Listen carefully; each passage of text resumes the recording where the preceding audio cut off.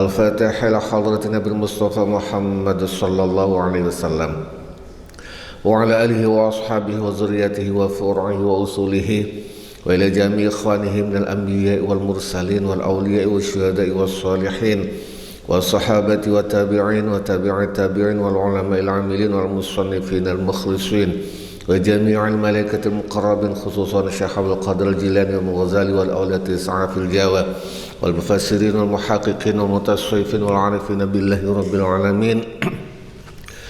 ثم إلى خصوصا مؤلف هذا الكتاب كي Haji Ahmad Nasrullah bin Abdul Rahim,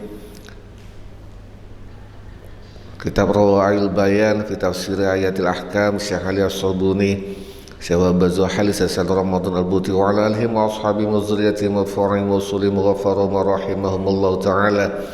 Laumul Fatihah. A'udzu billahi minasy syaithanir rajim. Bismillahir rahim. Alhamdulillahi rabbil alamin arrahmanir rahim maliki yaumiddin. Iyyaka na'budu wa iyyaka nasta'in ihdinas siratal mustaqim siratal ladzina an'amta 'alaihim ghairil maghdubi 'alaihim waladdallin. Amin. Pun langsung mawon, monggo dicek kuatir salah. Kalau enggak salah halaman 78. Wal hikmah fi tahrimil khamri. Wal hikmah utawi hikmai fi tahrimil khamri ing dalem ngaramaken khamr bihadzat tartibi kelawan tertib ini hikmatun iku hikmah balighatun kang nemen. Hikmah pengharaman khamr dengan model urut seperti ini adalah hikmah yang sangat dahsyat. Kenapa? Annal qauma krana sak temene kaum iku alifu terbiasa syurbal khamri ing minum khamr. Wa asbahat lan dadi apa minum khamr juz'an ing bagian min hayatihim saking kehidupan mereka. Falau hurimat mengko lamun den haramaken apa surbal khamr minum khamr alaihim kelaw ing atase mereka daf'atan kelawan ambalan wahidatan kang pisan la syaqqa mongko yakti abot ala zalika ing atase mengkono tahrim apa nufusuhum jiwa mereka. Atau cetakan lain la syaqqa zalika ala nufusihim, la syaqqa ala zalika nufusuhum.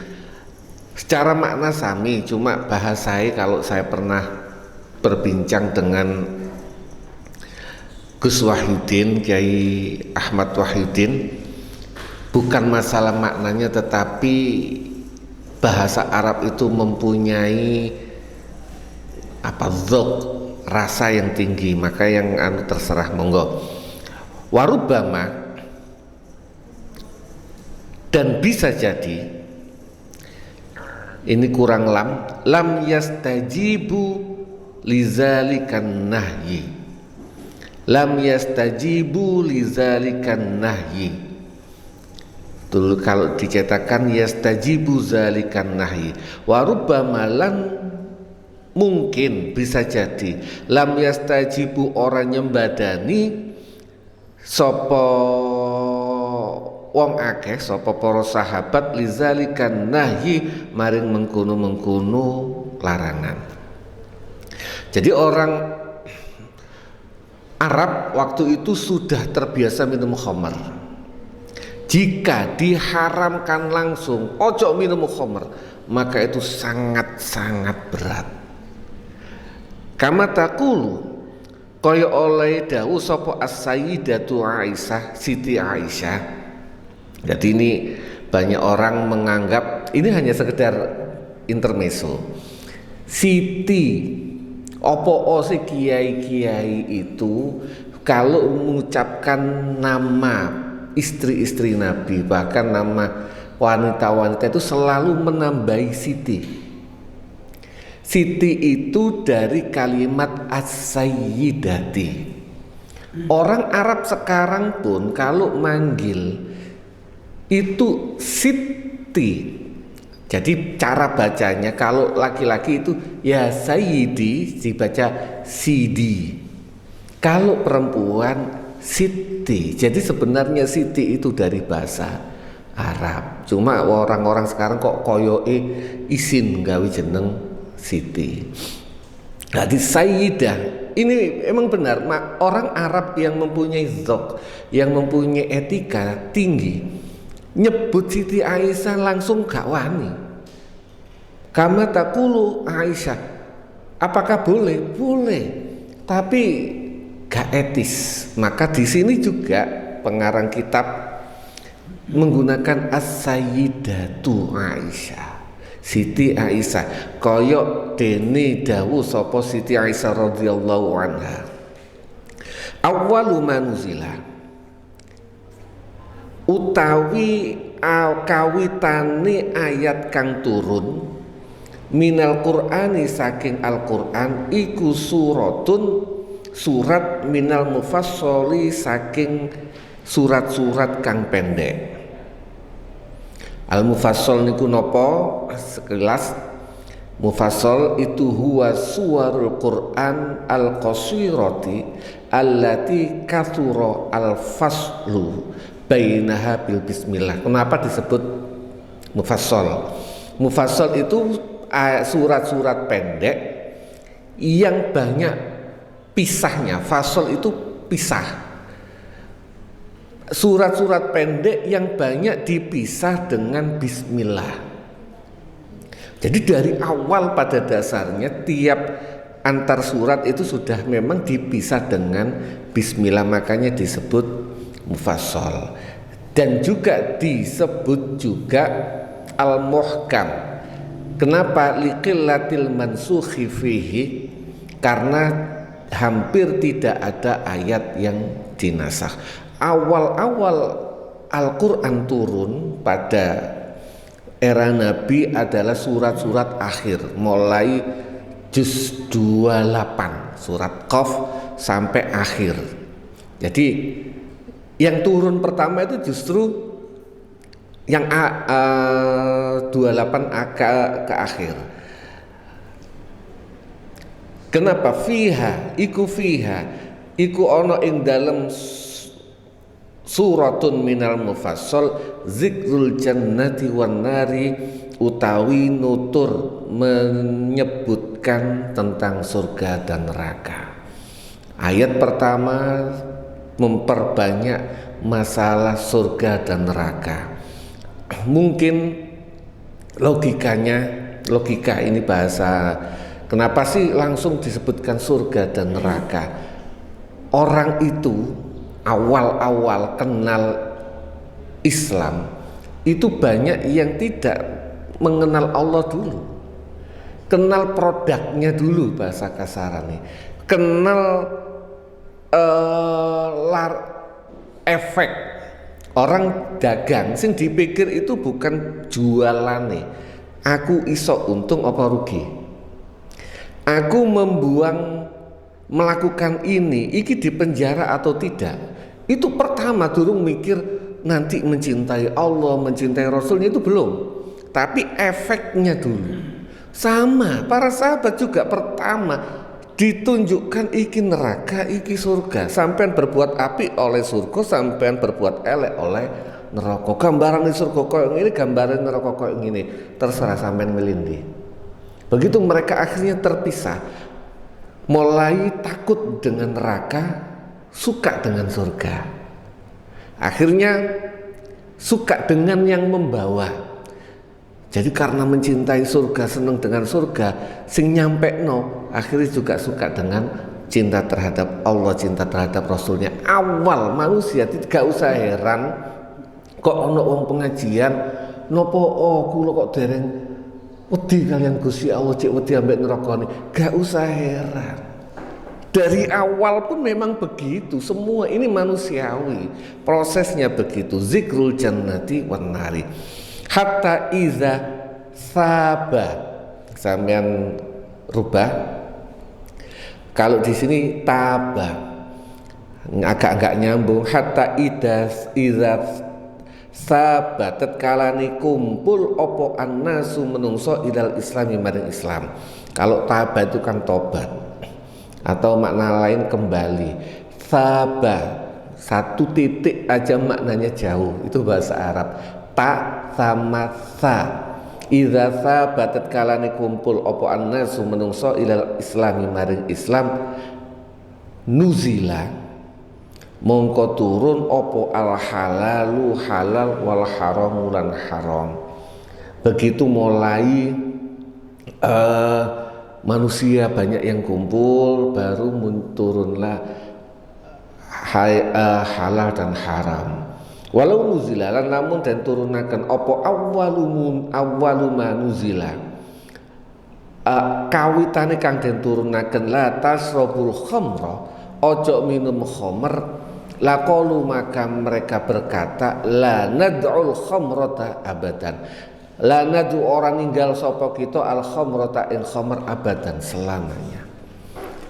Baru turunlah ayat tentang bahas halal dan haram. Bahasanya Siti Aisyah, andaikan ayat pertama itu langsung la tasrabul khamr, ojo minum khamr, maka orang Arab pada waktu itu akan berkata, wis aku gak bakalan ninggal khamr selamanya.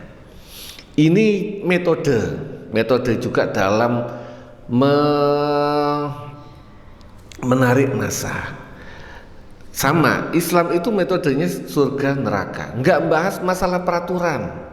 Jadi misalnya ada orang bikin perkumpulan, durung wis bahas peraturan, ngapunten, dilungkas buyar. Perkumpulan apapun itu bahas api elek dhisik. Ngene iki wapi apa enak iso kumpul gayem silaturahim ambek ngopi. Ojo langsung diatur, kok mulai gak oleh, ini gak oleh, bubar Pak.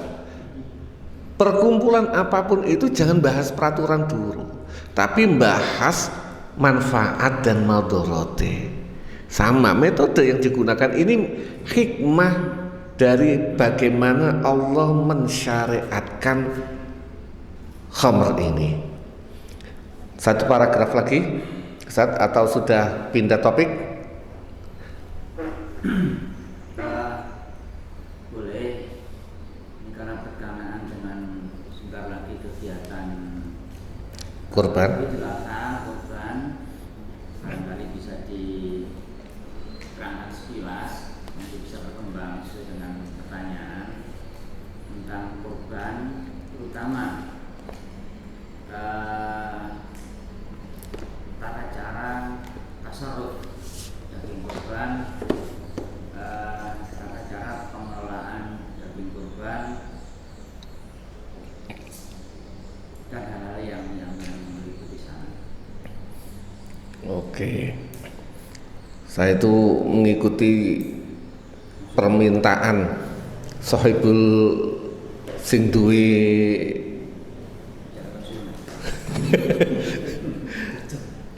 sesuai permintaan. Sebenarnya menarik juga untuk kitab At-Tibyan, cuma satu paragraf mawon, satu hikmah.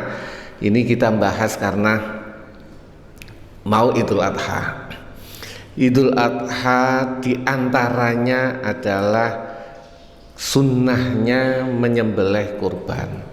Selalu ini berdasarkan pengamatan, terserah. Selalu setiap ibadah yang ditentukan tempat, waktu, cara, maka ibadah tersebut mempunyai fadilah, pahala yang jauh lebih besar dibandingkan yang tidak ada batasan.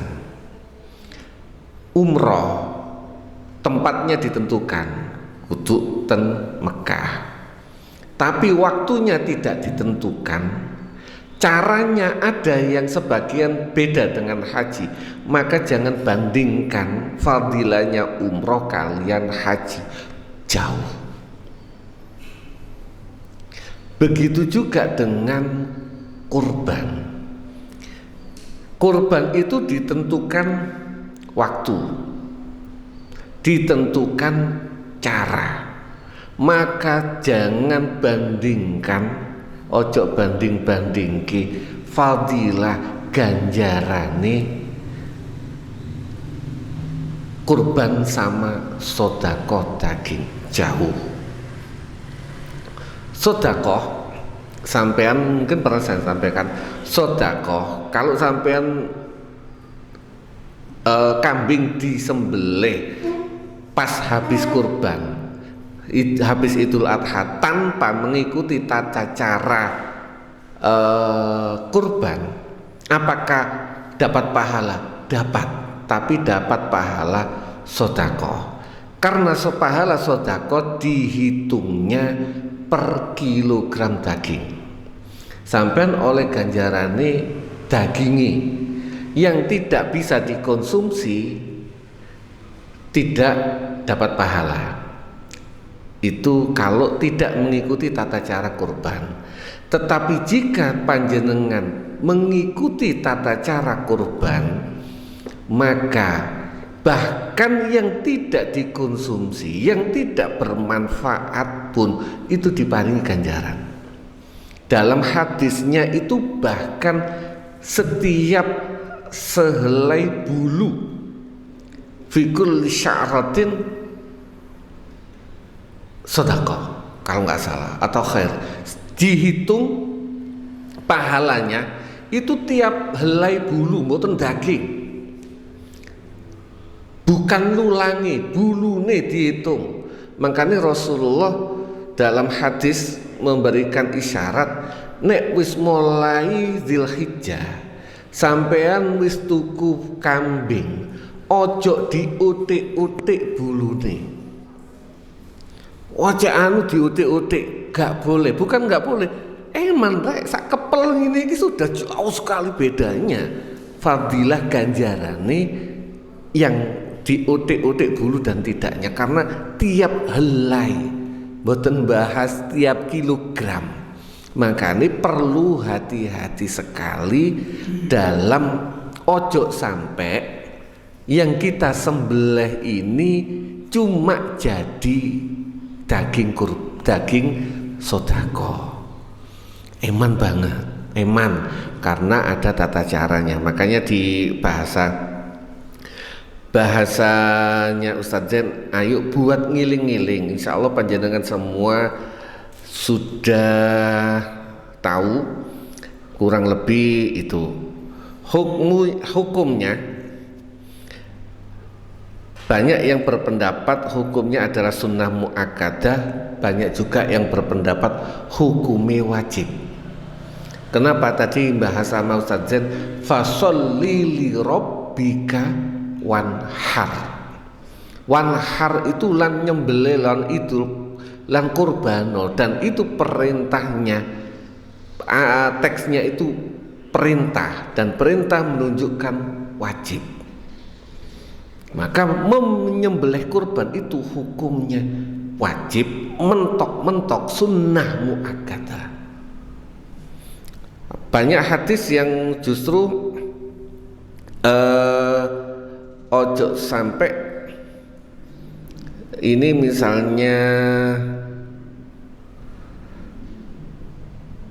man wajada sa'atan walam yudhi fala yakrubanna musallana. Sapa wong sing duwe dhuwit dan gak gelem kurban, ojo parek-parek tempat sholat kami. Wis wayahe kurban gak gelem kurban, ojo cedek wong Islam bahasa kasarane. Jadi ini, dan kewajibannya karena sunnah muakkadah itu ada bagiannya berapa minimal gantian. Terus apalagi yang perlu syarat. Nah, sebenarnya menyembelih itu yang utama adalah kita, sampean sing kurban, sampean dewi sing beleh. Tapi kalau orang Arab dulu biasa nyembelih kambing dewi. Tapi zaman sekarang saya gak usah nyembelih wedhus, pitik ae gak wani. Maka kalau sudah nggak berani itu mental satu, tatak dan sebagainya. Cara menyembelih kalau salah, yang awalnya bisa dikonsumsi akhirnya menjadi bangkai dan itu nggak bermanfaat, bahkan tidak menjadi sedekah, maka dianjurkan untuk yang mempunyai tatak dan tahu caranya menyembelih. Terus wa yustahabbu lil mudhahi, dan disunatkan ayyakula min udhiyatihi, sunnah untuk makan dari hewan kurbannya, sunnah. Wa yuhdi, dan memberikan hadiah, wa yatasaddaq, dan sedekah. Bahasa kasaran nih, ayyakula sulusan, makan daging kurban dibagi menjadi minimal 3, makan sepertiga maksimal, yuhdi sulusan, memberikan hadiah sepertiga, nanti kita bahas, wa tasaddaq bisulus, sedekah dengan sepertiga. Minimal hewan kurban yang kita sembelih dan diwakili oleh panitia, kadang-kadang tubuh panitia bu siapa, itu dibagi 3 untuk salah satunya menjadi agar itu jadi hewan kurban. Sepertiga itu disodakokan. Sodako itu apa? Sodako itu artinya hewan dibagikan kepada orang miskin, itu sodako. Minimal sepertiga itu harus disodakohkan ke orang miskin. Sepertiga lagi dihadiahkan. Hadiah itu artinya apa? Diberikan kepada orang yang sederajat, alias orang kaya. Jadi sak kampung ini misalnya, kalau mau dibagi rata, persentase kita orang miskinnya ada berapa?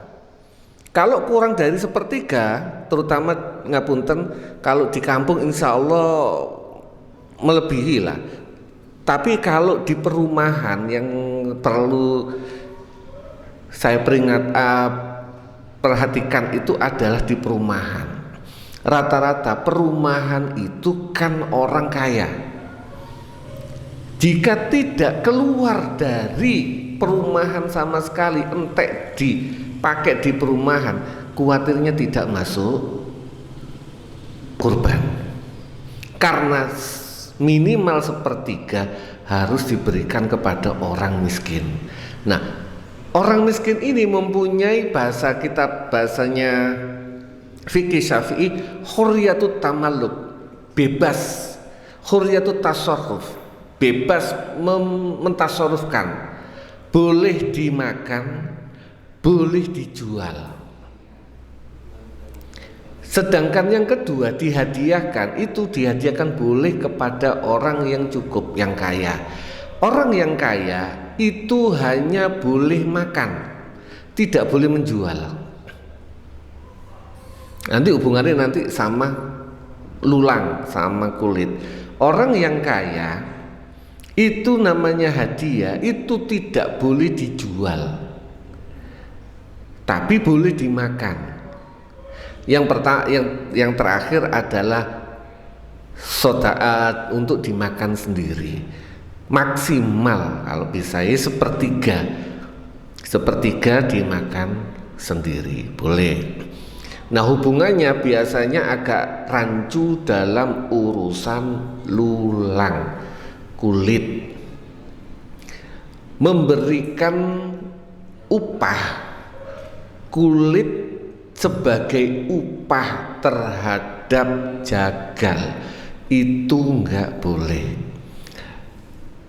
wala yu'til jazar syai'an minha fi muqabili ujratihi, tidak boleh memberikan bagian sedikit pun kepada jagal jika dipakai sebagai upah.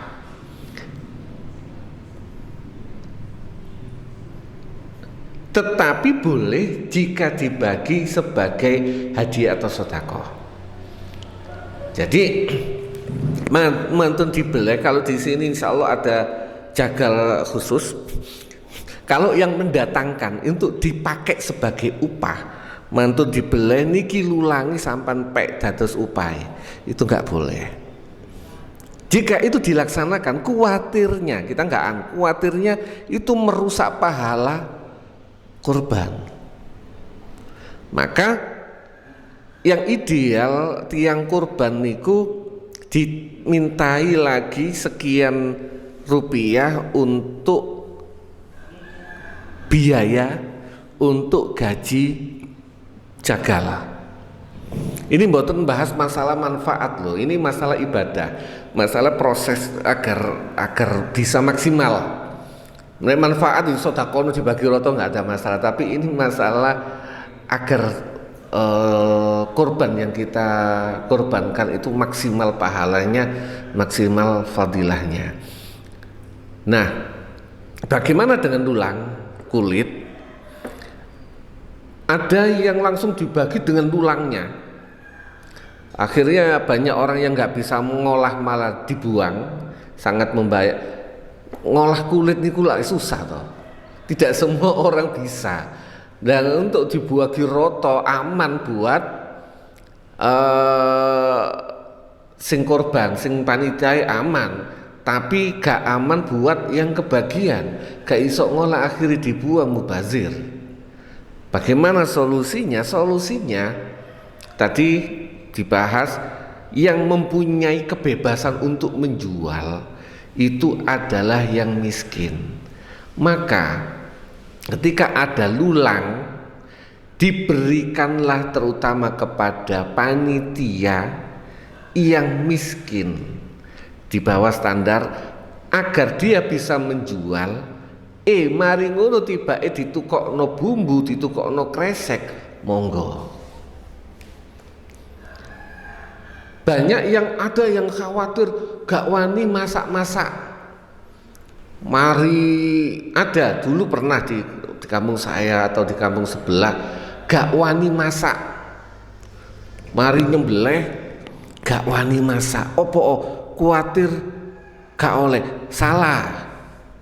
Justru bagus begitu, karena posisi panitia niku lah posisinya sama dengan wakil loh. Sama dengan yang menyembelih. Maka ketika habis nyembelih masak-masak bareng dimakan, boleh dong bagian minimal sepertiga. Masuk sepertiga hadiah masih aman. Yang dikhawatirkan adalah tuku bumbune jualan lulang tanpa diserahkan dulu, ini yang jadi masalah. Kalau beli dari bumbu dan sebagainya dari uang yang lain aman. Tapi kalau misalnya nggak ada duit, solusinya tadi diberikan kepada yang miskin. Lulang ini dolen, mari ngono tukokno bumbu. Ada cara agar bisa itu menjadi tetap sah, tetap maksimal menjadi hewan kurban. Nah nanti misalnya yang tetap habis dikasih uang, habis dikasih jagal, habis dikasih uang upah, terus ditambahi bagian hadiah monggo, tapi sebagai upah tidak boleh. Untuk sementara niku mawon, yang paling penting sebenarnya itu, kalau di kampung saya dulu di Jakarta ada di masalah lagi ketika kampung saya di Jakarta itu ada sebagian besar non muslim. Ketika non muslim, apakah boleh kita memberikan hewan kurban kepada non muslim? Mazhab Syafi'i ada dasar hadisnya, saya lupa. Di sini nggak dibahas, tidak boleh. Jika masih disebut hewan kurban, panitia bagi dalam bentuk hewan kurban kepada non muslim itu tidak boleh. Bagaimana caranya agar kita ini bertetangga sama non muslim? Kini duwe tangga Kristen, wong tangga Kristen iki lho apik ya apa? Mosok wayahe kurban kene bagi-bagi dagingnya gak oleh. Bagaimana agar boleh? Jangan dalam bentuk daging kurban tapi sudah dimasak. Sampean masak dhisik, dadi sate, dadi gulai sampean paringi itu baru boleh. Tapi sik mentah dalam bentuk daging kurban daging itu nggak boleh. Islam itu mau fleksibel, luas, cuma kudu ono ngerti carane. Kurang lebih mengatakan Mbak Menawi ada pertanyaan, monggo.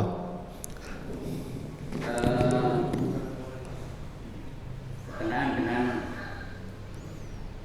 ya itu pisahnya, bukan pisah cek tadi pahala korban, bukan pahala sedekah. Kriteria yang berhak sedekah itu kan hari ini juga agak membingungkan. Nah, kalau aku hari ini tidak juga. Bagaimana lebih gampangnya kita lihat situasi hari ini lah di sekitar kita. Sing layak untuk sedekah, ya sekarang sing miskin lah gitu kan. Kira-kira gimana? Apakah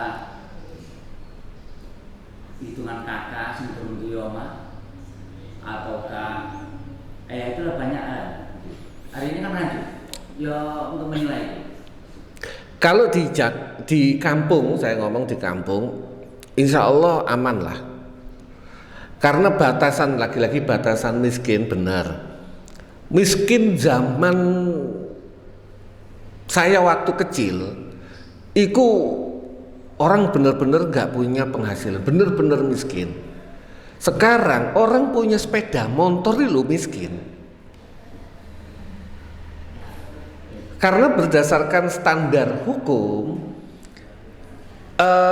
miskin itu bukan fakir ya, miskin itu orang yang bekerja, punya pekerjaan, tetapi tidak mencukupi secara standar, bukan secara dicukup-cukup no. Misalnya kebutuhan orang makan di kita standarnya berapa? Sekali makan 15.000. Ngomong standar berarti satu hari 3 kali 45.000 satu orang. Dalam satu kakak, satu keluarga misalnya ada 5 orang, maka standarnya penghasilan yang uruf menggunakan bahasa fikih itu selalu menggunakan bahasa standar 45 kali 5 sama hitung aku karo kurang lebih 250 lah itu penghasilannya. Penghasilan ini menggunakan standar hukum, standar uruf 200 lah, 200 berapa? 205 penghasilannya. 205 kali 1 bulan 6 juta. Sedangkan gaji kita, gaji orang-orang UMR, maka secara standar fikih dia masuk miskin. Standar fikih. Tapi ada lagi standar pemerintah. Pemerintah menetapkan itu beda lagi. Standar fikih itu menggunakan standar umum. Bukan duit sak 3 juta. Cukup enggak? Cukup, Pak. Tapi enggak umum, enggak. Umum itu apa sih? Ya standar 4 sehat 5 sempurna. Makan dengan 4 sehat 5 sempurna, bukan makan sego ambek uyah. Itu uruf. Fikih itu menggunakan namanya uruf. Standar miskin kurang lebih ngoten. Maka kalau di kampung aman lah, wis gak usah ngitung-ngitung susah-susah. Yang susah itu di perumahan. Roto-roto orang yang tinggal di perumahan itu berdasarkan mereka itu KPR itu penghasilan wis ketok. Maka alangkah baiknya, di kampung saya ada namanya perumahan pinter, dia menyebar kupon. Dia menyebar kupon disasar berdasarkan kira-kira ini orang kurang mampu dikasih, nanti dia ngambil, minimal diambillah sepertiganya. Kalau di kampung insya Allah aman. Saya bahas yang perumahan, terutama perumahan elit. Kalau perumahan menengah ke bawah aman insya Allah. Tapi kalau perumahan yang elit, dan biasanya korbannya tambah wakeh, Pondok Jati misalnya korbannya wakeh, sing melarat hampir susah untuk menemukan, 1% susah Pondok Jati misalnya. Maka prosentasenya kurang lebih itu. Kalau di kampung insya Allah aman lah. Jadi secara garis besar untuk standar miskin di fikih itu yang dijadikan pertimbangan itu hanya makan, bukan kebutuhan. Kebutuhan, ini saya tadi gampangan nih.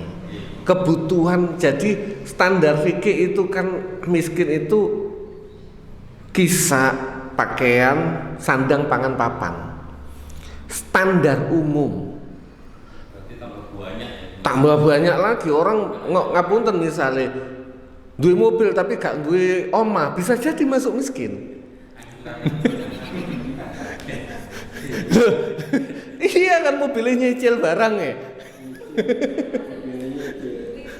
ini standar fikih itu menggunakan bahasa uruf, al-adatul al-muhakamah, hukum adat standar itu bisa menjadi pedoman hukum, bukan keputusan pemerintah, karena keputusan pemerintah itu bernilai politis. Sehingga misalnya mohon maaf, standar pemerintah dikatakan keluarga miskin adalah yang berpenghasilan 1 juta rupiah. Misalnya, ini standar pemerintah. Kenapa saya bilang berpolitis? Ketika masuk statistik nasional, maka jumlah orang miskin di Indonesia akan sedikit. Coba kalau bikin standar 5 juta, sing miskin ini sok separuh. Ini hubungannya politis. Tapi kalau standar miskin berdasarkan fikih adalah normal. Jangan menggunakan sama dulu. Misalnya di kampung saya bahas zakat, bagi zakat. Ngitung standar miskin susah. Zaman sakniki yang enggak di rumahnya enggak ada sepeda motor, enggak ada TV, hampir enggak ada. Hampir enggak ada. Karena itu standarnya bukan menggunakan standar zaman dulu, standar sekarang. Nggih, monggo. Masalah kurban dan haji umroh kan ada waktu tertentu ya. Termasuk ini seandainya emas niki ya, mau kurban, mau ditaruh di musola, di musola sudah banyak, terus mempunyai komunitas, dikeluarkan nanti pembagi negara, dan mempunyai komunitas dalamnya lingkungan orang miskin, terus disembelih di situ atau termasuk kurban atau sedekah? Kurban. Bentuknya beda. Iya. Masuk kurban, walaupun misalnya sekarang lagi ngetop orang kurban agar diberikannya lebih maksimal, dikelola oleh sebuah panitia disembelih di Papua. Masuk kurban asal cara menyembelih dan cara mentasarufkannya benar. Cuma lagi-lagi, bahasa teman-teman waktu ketika di Jakarta, ngapunten rodok kasar, sampean niku nelek nguyu sing ambu pesing iku tangga sampean, pas ono enake sampean buat nang jaba.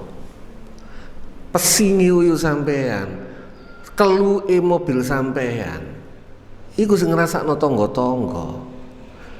Lah pas enak sampean bagi nang jaba lho, sik duwe ati ya. Ini logika yang simpel. Ini sering dianu. Ya biasanya kan sekarang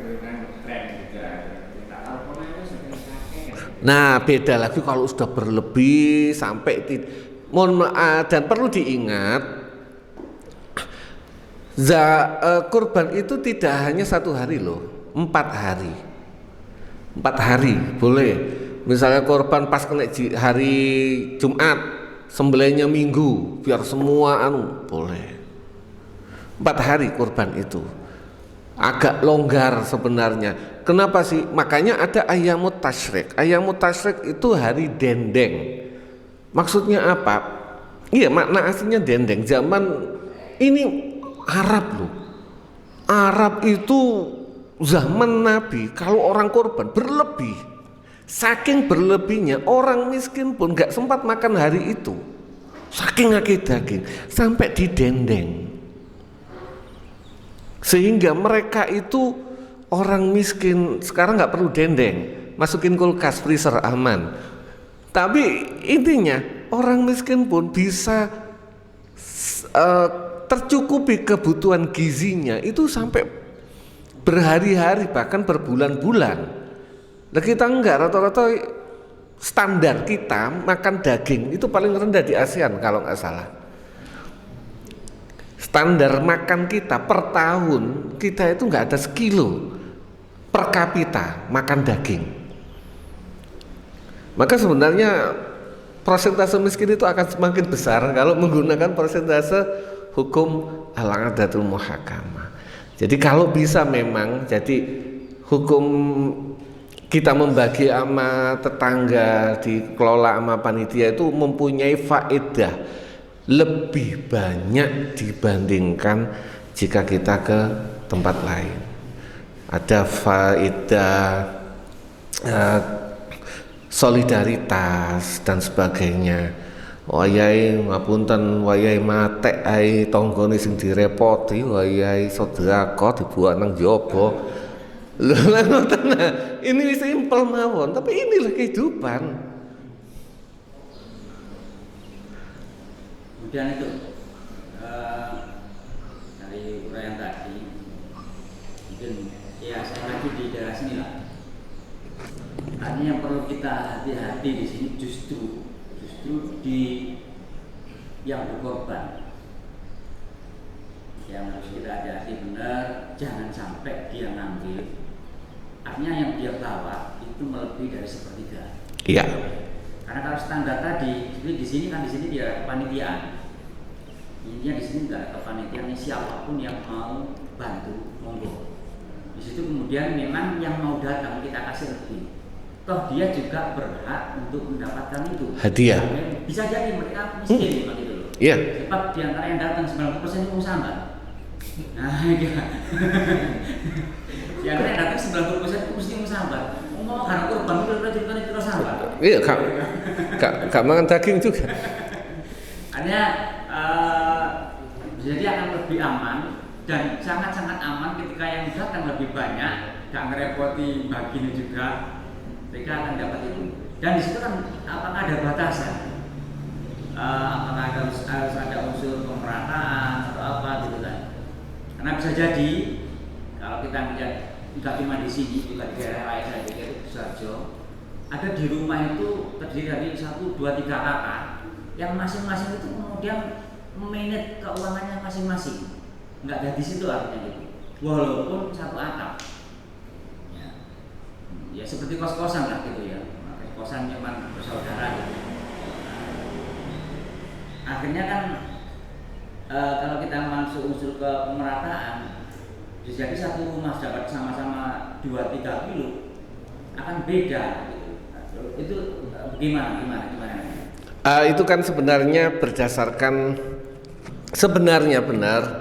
Misalnya ada kambing satu tok yang datang sekian orang, ada 40 orang, gak dibagi, gak perlu dibagi, dimakan di situ. Kebetulan ada sebagian besar yang miskin, gak masalah, gak harus dibagi, entek kan, ya wis.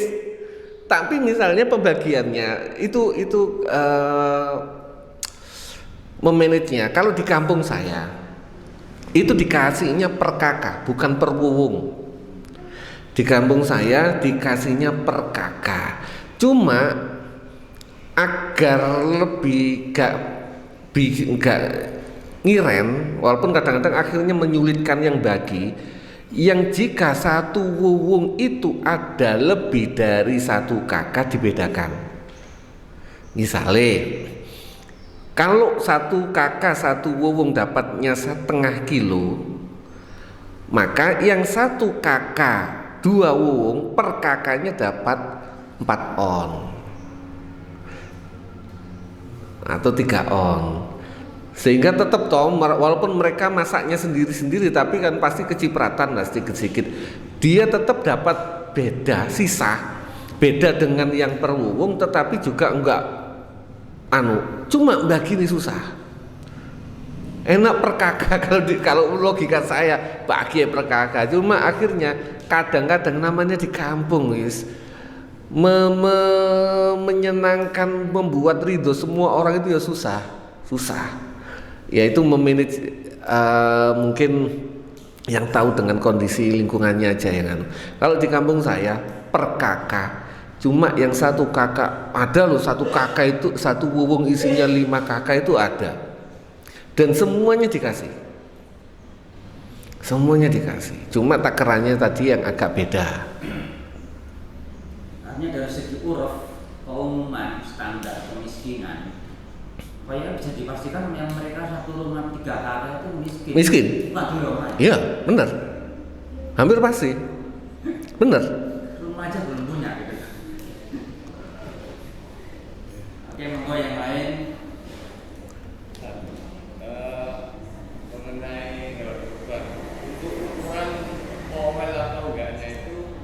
Dari usia atau dari apa, itu yang pertama. Yang kedua, ketika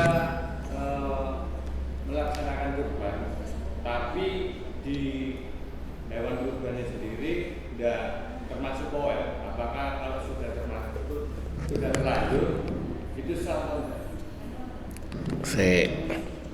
Saya itu kalau bahas poel itu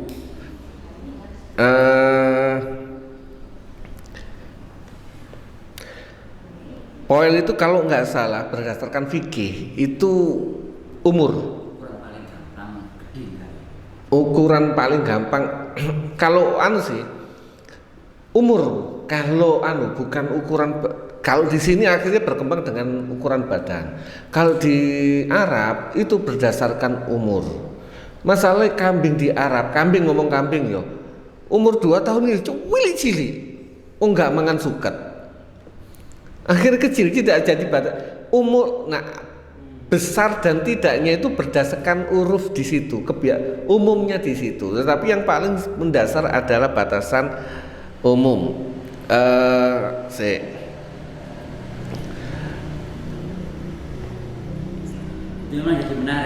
Wal musinnah untuk kambing itu musinnah. Wal musinnah ya atsaniyah minal ibili wal baqari wal ghanami. Iya, musinnah itu poel do'nisnaini ya. Do'nisnaini, poel luru ya. Saya nggak ngerti poel itu kayak apa, tapi standar poel 2 poel. Kambing, ibil, bakar, wal ghanami. Kambing maupun onta poel 2. 2 tahun, setahun ya? Kalau onta musimnya itu 2 tahun.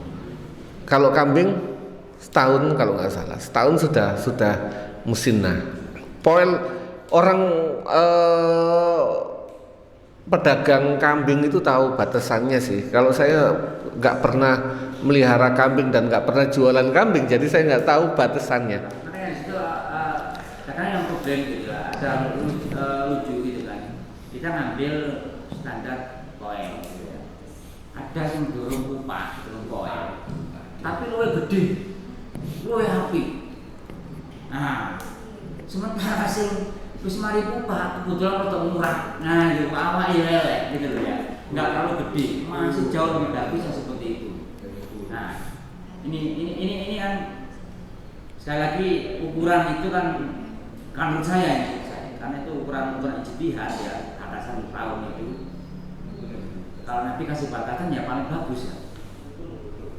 yang terbagus di antara ternak itu yang kamu korbankan gitu. Memang secara umum makin usia dia makin besar, makin gede daripada semula cilik. Tapi bisa jadi ketika kena jenis. Nah, ini ternyata ada bahasanya.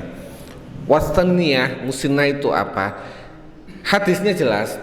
Karena ini hukuman, mohon maaf, ini bab ibadah berdasarkan hadis. La tazbahu illa musinnah illa anta syura ta'assaru alaikum.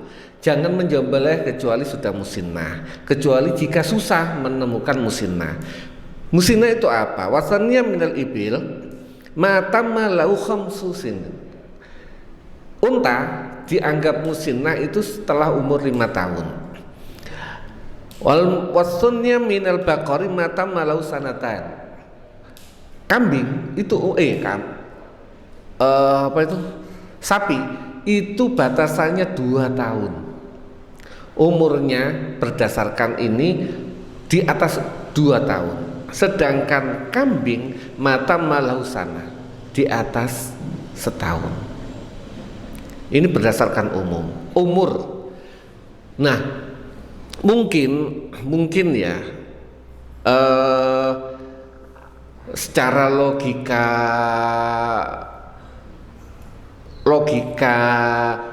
pendapatan kambing, pendapatan daging mungkin yang disampaikan oleh Ustaz Zain bagus. Yang umuri luwih nom tapi dagingnya banyak. Yang sudah tua guru. Kalau saya mungkin secara asas manfaat lebih diutamakan yang tadi. Tapi kalau secara saya berdasarkan hadis, berdasarkan kajian fikih, tetap melok Kanjeng Nabi ae. Jarine Kanjeng Nabi la tatau ila musina ya wis tuwek-tuwek elek-elek bagiane mek titik gak apa-apa. Bisa jadi ada hikmah di balik itu, saya nggak tahu. Bisa jadi sing enom iki cek tadi mempunyai, bisa menghasilkan sampai besar, dia menghasilkan jadi pejantan yang bagus sehingga nanti menghasilkan keturunan yang lebih bagus. Bisa jadi dia diperpanjang umurnya karena diharapkan spermanya dan sebagainya nanti keturunan selanjutnya akan lebih bagus.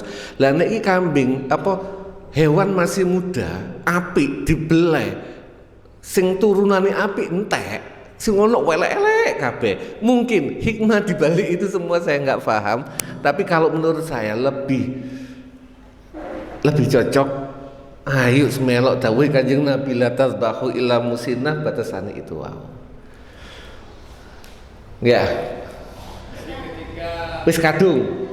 Nah, wis kadung itu ya wis pasrah nang Gusti Allah, muga-muga tetap jadi kita. Kalau sudah barang kadung itu barang yang susah. Tinggal kita harapan muga-muga itu menjadi hewan kurban. Kadang kita itu banyak nggak tahu. Makanya selalu saya nek iso ketika sampean menyerahkan hewan kurban, ojo sembarangan milih sing dipasrahi. Nek iso sing ngerti hukum. Asal aku guys, dhewe gak ngerti hukum, akhirnya banyak diantaranya ya akhirnya jadi sedekah. Perlu dipasrahkan kepada orang yang ngerti hukum. Misalnya masjid yang kita tahu, oh iya iki ustadze pinter. Nang kono gak ono takmire, gak ono ustadze, gak ono menjembelih korban, sak karepe dhewe dibagi rata. Ya muga-muga dadi kurban, tapi yo persentase untuk jadi kurban itu sangat sedikit. Nggih, napa? Itu tadi saya dengar ada pertanyaan seperti yang akan saya tanyakan, tapi kok jawabannya masih kurang jelas bagi saya. Ya. Karena nggak tahu pertanyaannya kurang pinter.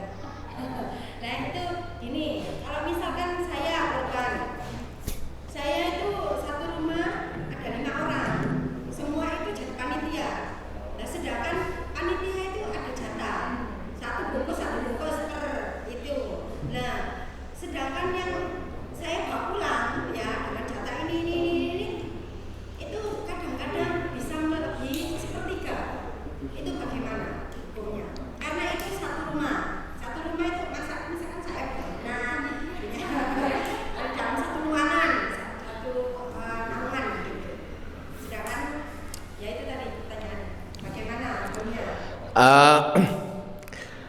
Yang dimaksud ini adalah contoh misalnya yang masuk sepertiga Ustadz Zen, misalnya nyembelih.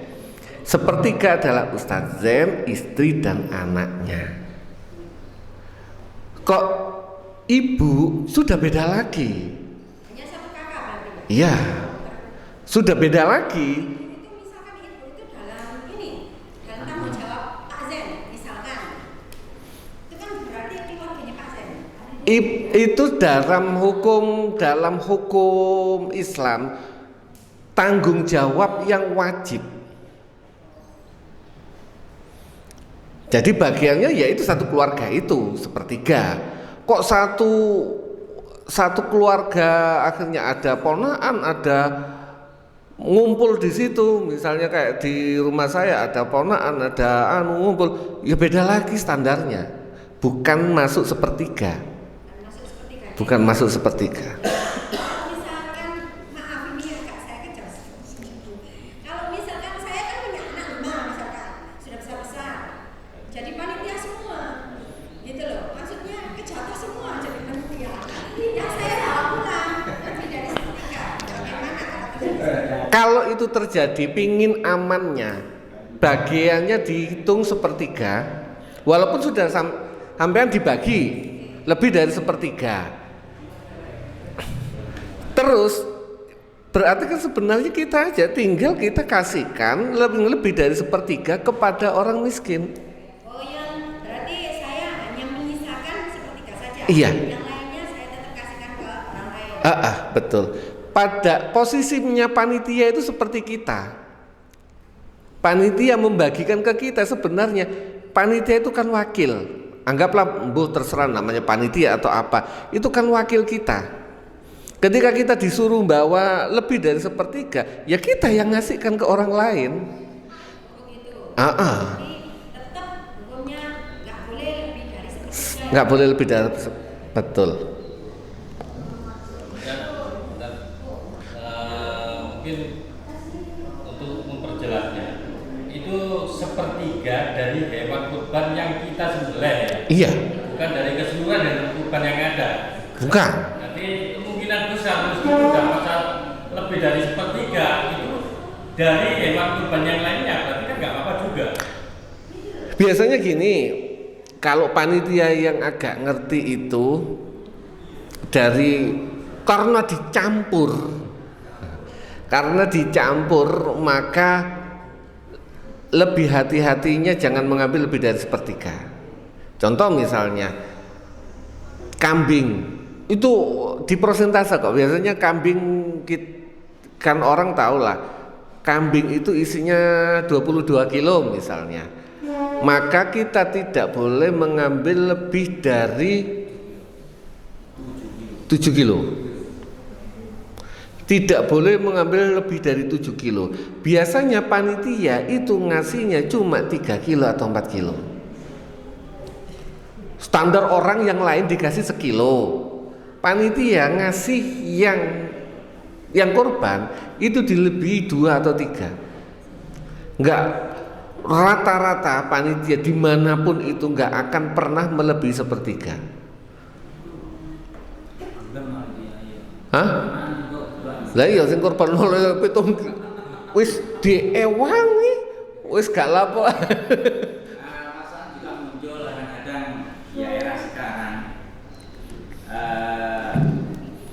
banyak sih dari kita amati dari kehidupan standar orang itu sih sangat miskin. Tapi karena keinginan itu dia nabung sehingga dia juga korban. Nah, bagaimana posisi seperti itu? Apakah dia juga masih termasuk orang miskin menerimanya? Posisi dia sebagai orang korban, bukan sebagai orang miskin dari hewan korban itu. Posisi dia sebagai pengkorban. Bukan akhirnya saya korban, akhirnya orang miskin tak KPKB. Ya nggak bisa juga. Nggak, dia standarnya sebagai orang yang korban. Sepertiga maksimal. Hak kebebasan itu nggak bisa, nggak berlaku juga. Dan berarti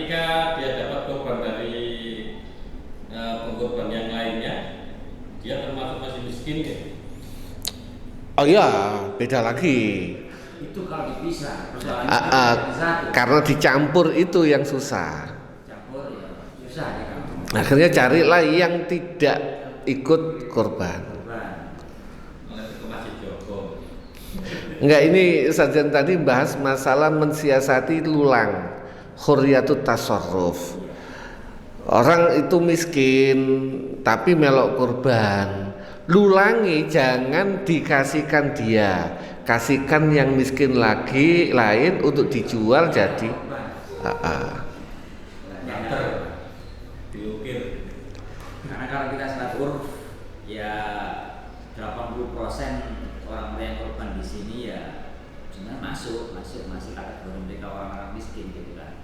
Hanya karena keinginan mereka untuk ya ibadah gitu. Oh iya, itu peluang besar, bahasa peluang besar kita memanen pahala. Nah, ngitung pahala, ganjaran dijupuk Pak Lurah masalahnya, kita ngitung pahala ya. Kalau peluang besar sama-sama mengeluarkan 2 juta tapi investasi bahasa investasi 2 juta kalau kita serahkan di korban itu bernilai 2 miliar. Tapi kalau kita sedekahkan biasa bernilai 200 juta. Haman milindi. Maka orang yang cerdas, bahasa orang motivasi adalah bagaimana menaruh investasi dananya seminim mungkin untuk menghasilkan yang paling besar. Kurban salah satunya. Yang sudah berkorban boleh dikasih korban orang lain. Boleh. Boleh. Dan maksudnya itu kalau seperti ini, kalau di kampung ini kan biasanya campur. Gimana? Nah, itu tadi dibahas.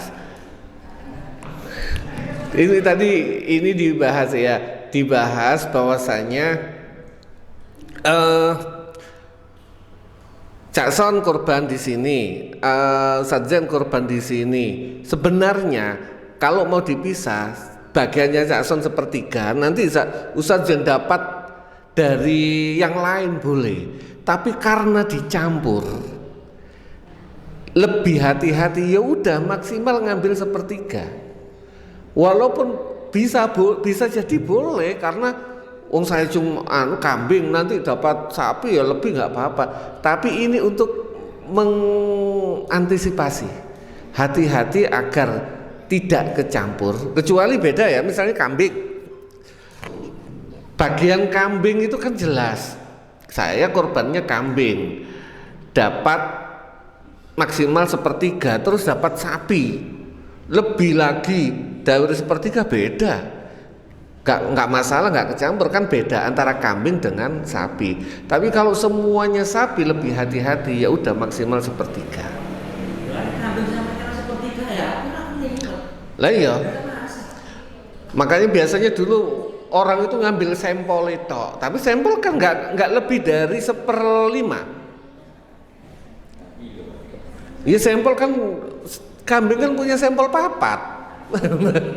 Gak usah ngitung kilo. Wes sampel tok itu kurang dari 1/5. Kambing punya sampel papat. Dah? Nggih, mugi-mugi bermanfaat. Oke, monggo.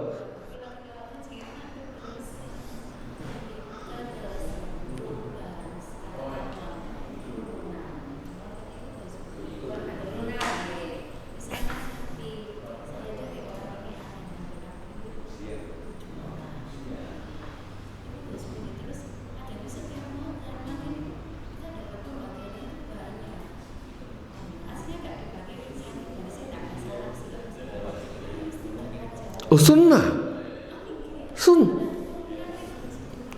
nggak masalah. Urunan itu kan bukan urunan sapi itu untuk 7 orang.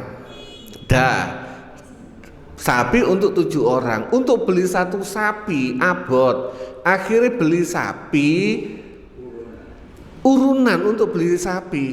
Nanti untuk 7 orang udah nggak ada masalah. Nggak ada masalah. Baru setelah itu bagiannya tidak boleh lebih dari 1/3. Misalnya sapi itu mau berapa sih? Berapa kilo standarnya Jackson? Sapi lah. Yang dimaksud itu urunan tarian sedikit-sedikit. Bisa. Kan satu sapi ditambah 7 orang tapi lebih dari 7 orang. Oh itu contoh paling gampangnya sekolah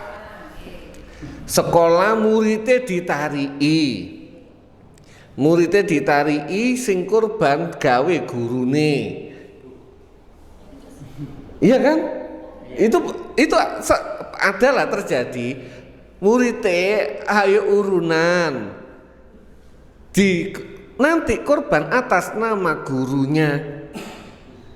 Apakah boleh? Selama murid ini niatnya sodako boleh. Ganjaran nih murid ganjaran nih sodako. Jadi double enak ya. Murid dapat ganjaran sodako, guru nih oleh ganjaran korban. Enak guru nih, makanya dadi guru.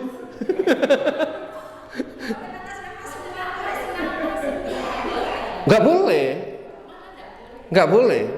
Harus atas nama 7 orang. Iya. Lah makanya itu. Jadi patungannya iya, tetapi atas namanya dan harus disebutkan. Kalau nggak salah wasami, sebutkan. Allahu Akbar disebutkan. Masalah pahala kurban urunan dia istilahnya asumsi orang kan itu untuk nanti untuk naikkan istilah bahasakan gitu, ada kan nggak tahu. Lah yang dibakar di sini urunan kalau dalam satu keluarga istilahnya nggak apa-apa. Kalau beda orang gitu, bapak bareng lupa langsung di sini wong ya, bahasan kan gitu. Bahasan kan untuk pahala nantinya kan kalau kurban itu kan kalau pahala yang kalau sesuai itu biasa digambarkan oleh orang-orang, tapi yang jelas secara hadis ganjaran ojo perhelai rambut, gak usah bayang numpai sapi bareng-bareng karena engkau numpai terus oleh wedhus cewili lah numpai ini piye. Orang Arab lah gawat dia, wedhus cewili. Kadang itu sebenarnya para ulama kita dulu sebagai ya motivasi engko sampean cek ono tumpakane. Tak padahal secara hadis logikai bukan. Oh ya Pak belum aku sana. Pak Haryo kok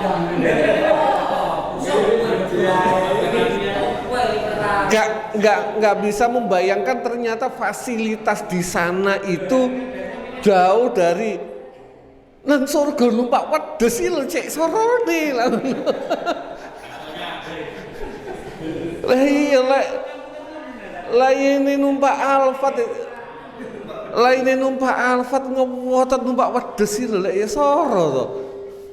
Padahal sebenarnya bahasa yang kiai-kiai dulu itu tumpaan pahala. Boten itu pahalane digawe tumpaan. Duduk numpak sapi apa numpak wedhus. Pun nggih, matur nuwun sangat asik, tapi perlu paham karena banyak di antara kita yang kurang memahami bahasa saya kalau investasinya salah sasaran. Sedikit lagi. Monggo. Kalau kan kebanyakan ini dari satu keluarga, kan korbannya cuma satu, ya. Itu karena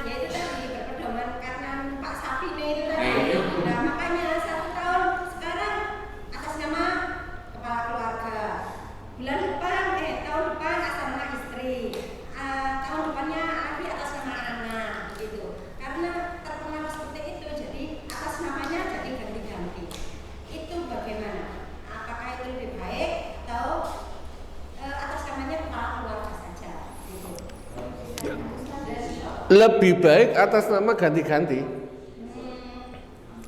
Walaupun gini, jadi ada ungkapan gini yang menarik.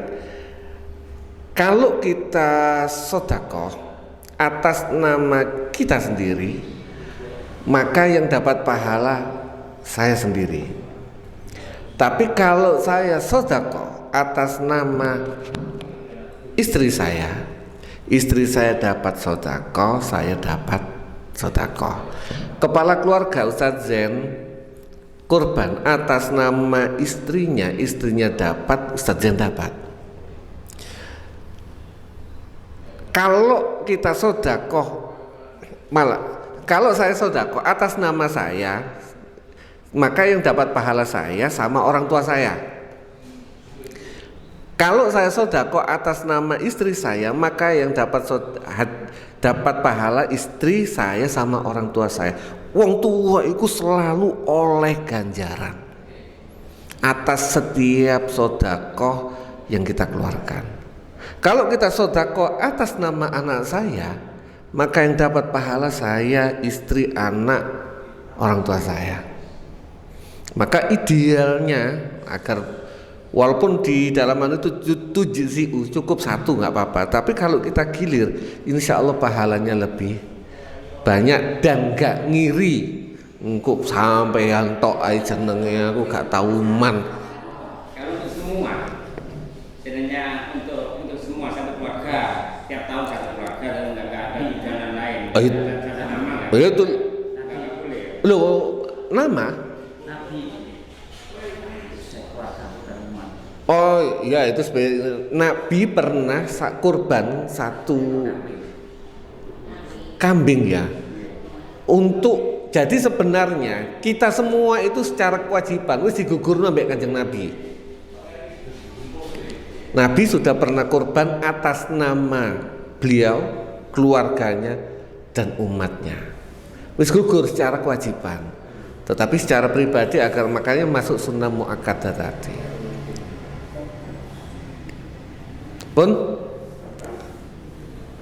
oke. Mugi-mugi bermanfaat. Ditutup sama Ustadz Zen. Saking kula akhiri wabillahi taufiq wal hidayah wa ridho wal inayah. Assalamualaikum warahmatullahi wabarakatuh.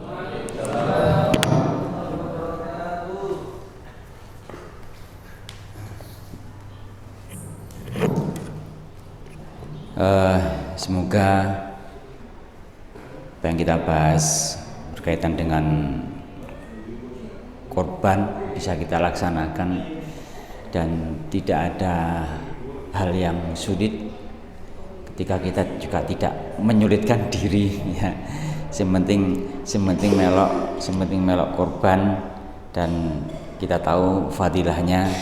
Kalau dulu tadi bilang itu mungkin tebakan saya dulu mek logika ngene lho. Lah nek wedhus ge wong pitu tumpak wong pitu gak kuat. Ngono lho.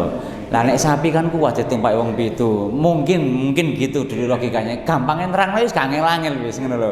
Wis gak ngitung. Sane hitung per bulu. Lah bulune wedhus kan kuat digawe wong pitu kan cukup ngono lho kan ngene. Akhire digawe kadwasa tumpakan gak kuat nek wedhus kon tumpak wong pitu, wong 5. Situ. Lah nek sapi tumpak wong pitu kuat ngono lho. Soalnya sapi biyen kan nyeret cikar. Wong cikar sak mono gedine diseret kuat apa meneh ditumpaki makane sapi kuat tumpak wong pitu. Akhirnya mendarah daging kita ganti tumpakan. Aku milih numpak Ferrari ya ini nyebrang Siratal Mustaqim. Timbangan kono kesuwen. Al-Fatihah.